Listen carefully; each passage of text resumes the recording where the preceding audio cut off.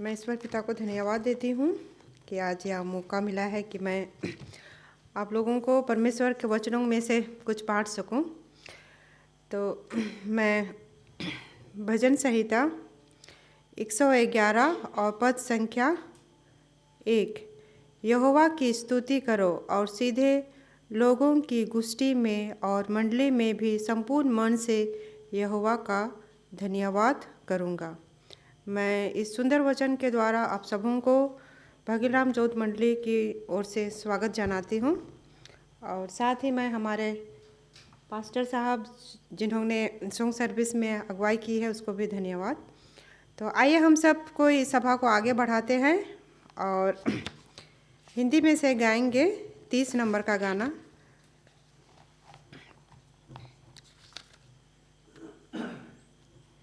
खोलना हो जाएगा तो हम सब कोई खड़े हो जाएंगे।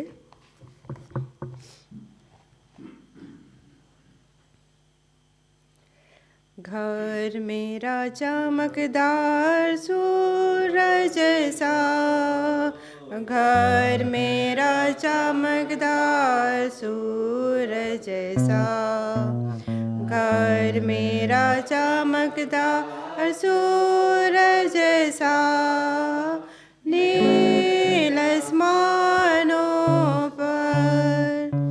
हे प्रभु मुझे अपना, हे प्रभु मुझे अपना, हे प्रभु मुझे अपना, नील आसमानों पार। नाम सुनूं मैं अपना, यादों में अपना, यीशु को मैं अपना, यादों में अपना, यीशु को मैं अपना, यादों में अपना, नील आसमानों पर।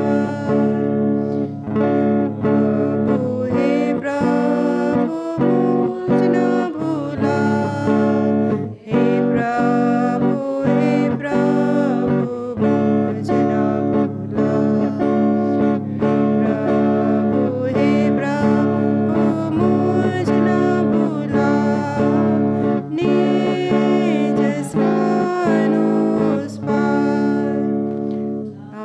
मेरा लिखा गया जीवन पुस्तक में, नाम मेरा लिखा गया जीवन पुस्तक में, नाम मेरा लिखा गया जीवन पुस्तक में, नील आसमानों पार। हे प्रभु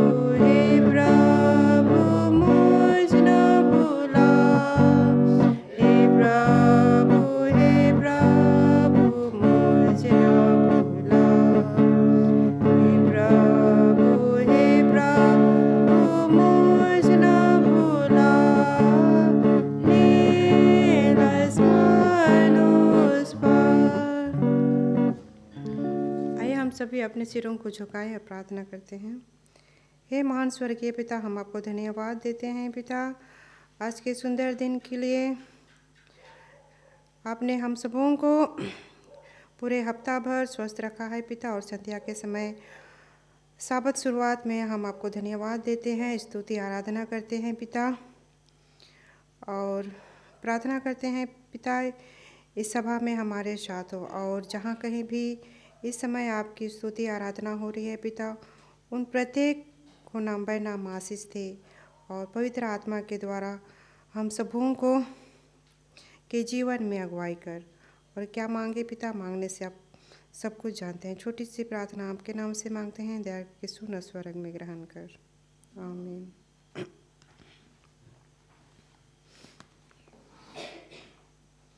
गुड इवनिंग।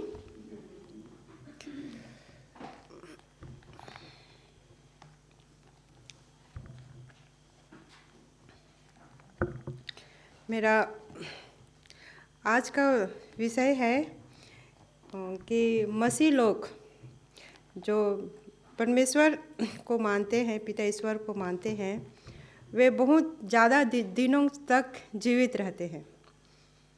मैं ऐसा मानती हूँ और हमने ऐसा अनुभव भी किया है। और आप लोग सोचते हैं कि नहीं, ये मैं नहीं जानती हूँ, लेकिन मुझे ऐसा लगता है। तो इसका क्या कारण हो सकता है कि मसीह लोग ज़्यादा दिनों तक जीते हैं, और क्यों जीते हैं, और उसके लिए बाइबल में हमारे लिए क्या व्यवस्था बनी हुई है। तो आइए आप मेरे साथ खोल सकते हैं उत्पत्ति की किताब, अध्याय 25 और पद संख्या है 27। यहाँ हम कहानी पाते हैं इसहाक के 2 बेटों के बारे में।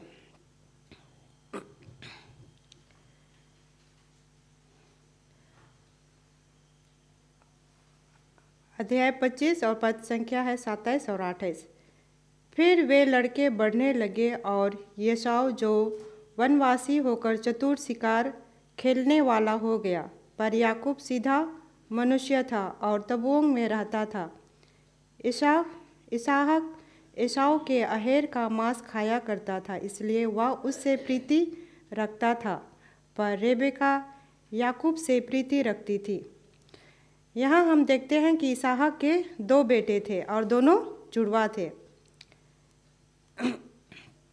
और अगर हम आगे जाएं अध्याय 25 का 22 में ही, जब यहाँ अध्याय 25 का 22 में जब दोनों पुत्र रेबेका के गर्भ में थे, तो वे आपस में लड़ते थे कि कौन पहले आएगा। यहाँ हम 27 में देखते हैं कि दो प्रकार का हम लोग यहाँ पर व्यक्तित्व देखते हैं, जो इसहाक के पुत्र याकूब और एसाव के बारे में। एसाव जो जंगल में रहता था, वह शिकार करता था और वह बहुत ही मेहनती था, और लेकिन जो उसका भाई था याकूब, वह बहुत सीधा साधा था। फिर हम पढ़ेंगे उसी 25 का ही 29 से हम लोग पढ़ेंगे।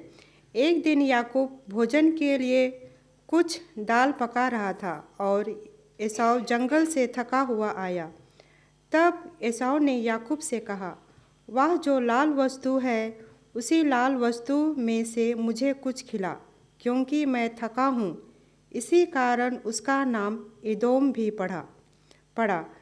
याकूब ने कहा, अपना पहलौठे का अधिकार आज मेरे हाथ भेज दे।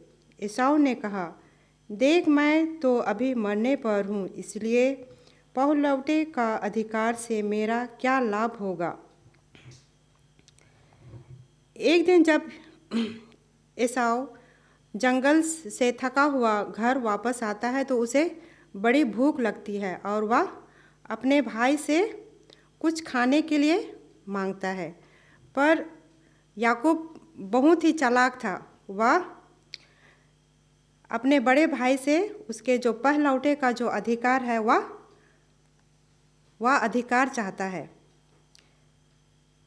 लेकिन उसे ऐसा नहीं करना चाहिए था।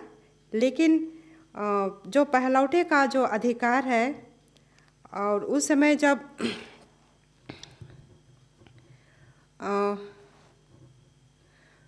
उस समय भी और अभी भी जो पहलौठे का जो अधिकार है, कहा जाता है कि वो जो घर का बड़ा लड़का है या बड़ी बेटी है, उसे घर का पूरे परिवार का प्यार, मान सम्मान और जो पिता का जो भी अधिकार होता है, उसे वह मिलता है।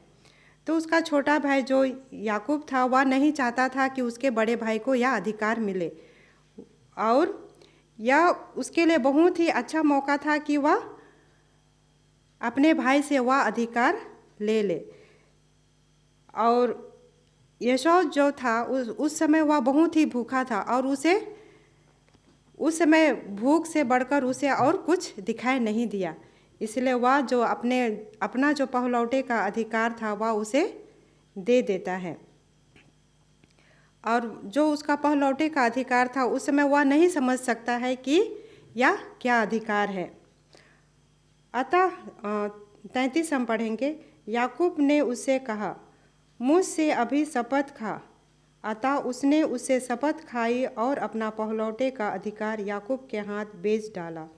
इस पर याकूब ने एसाव को रोटी और पकाई हुई मसूर की दाल दी और उसने खाया पिया और उठकर चला गया। यूँ एसाव ने अपना पहलौठे का अधिकार तुच्छ जाना।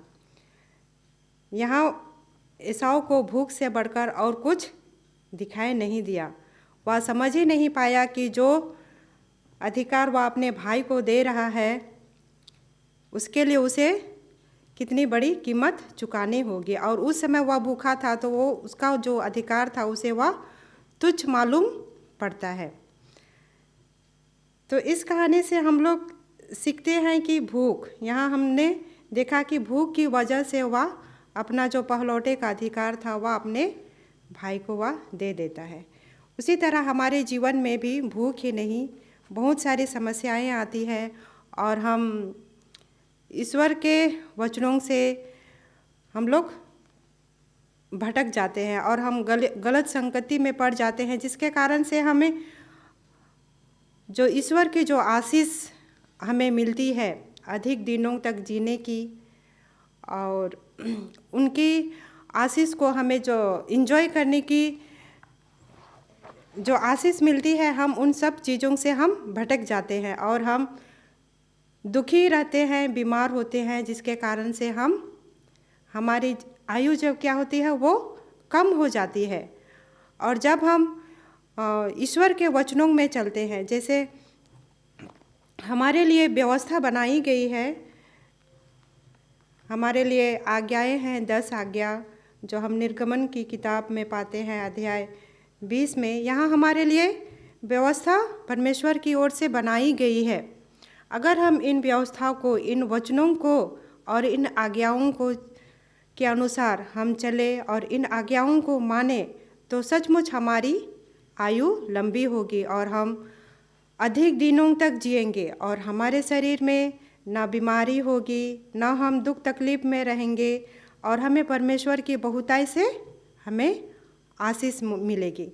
और शायद हम जो मसीह हैं और हम बहुत ही ऐसे लोग हैं, बहुत सारे लोग हैं जो परमेश्वर के इन वचनों को, जो परमेश्वर ने हमारे लिए 10 आज्ञाएं बनाई हैं, हम लोग उन वचनों के अनुसार चलते हैं। शायद यही कारण है कि हम लोग बहुत जो मसीह लोग हैं वे बहुत दिनों तक जीवित रहते हैं और बहुत सारी परेशानियां भी आती हैं, तब भी जो हमारा जो इम्यूनिटी सिस्टम है और इन्हीं वचनों के द्वारा शायद हम उन सब बीमारियों से, उन सब चिंताओं से बाहर निकलने पाते हैं। शायद यही कारण है कि मसीह लोग बहुत दिनों तक जीवित रहते हैं। तो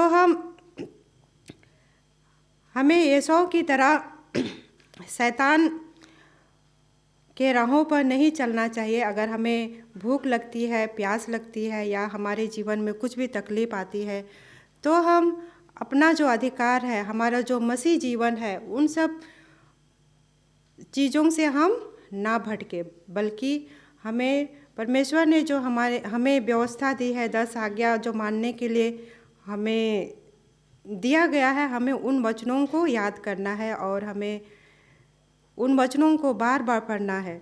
अगर हम ऐसा करते हैं तो हम मसीह के साथ में जुड़े रहेंगे।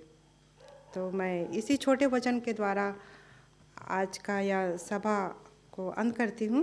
धन्यवाद।